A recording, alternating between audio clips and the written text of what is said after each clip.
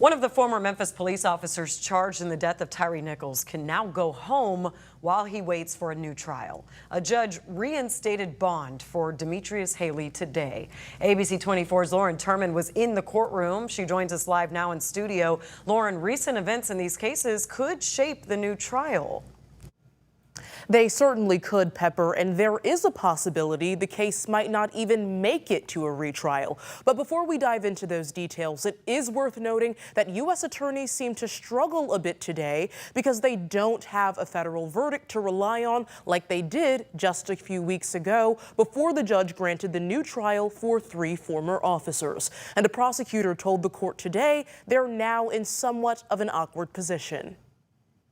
Ex-Memphis police officer Demetrius Haley, charged in the beating death of Tyrè Nichols, could be released from federal custody now that a judge has reinstated his bond. When you look at the fact that, 1, he has no record, no prior record, 2, he's not a danger to the community, and 3, that he's not a flight risk. And those were the exact points prosecutors and defense brought forward in this hearing, with Haley facing 60 years in prison and that presenting a flight risk. Judge Claxton questioning why the government is now opposing Haley's bond when there was no objection back in September of 2023, when a $50,000 bond was originally set. Ultimately, she ruled there wasn't enough new information to justify keeping Haley in federal custody. This all stems from a court filing from Chief Judge Cheryl Littman in late August, detailing original presiding judge Mark Norris's recusal from the case in June,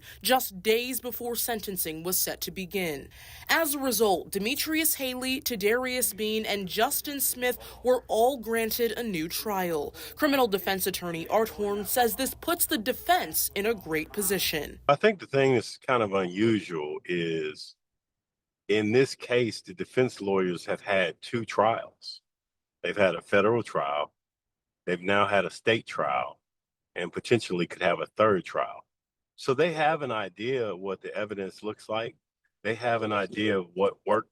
He adds there's a possibility the cases may be resolved without a new trial. I'm basing the opinion on conversations that I've had with some of the observers of the trial, based upon what I personally know about the first trial. I think a lot of it's going to depend on what Chief Judge Littman allows to come into evidence in this new case.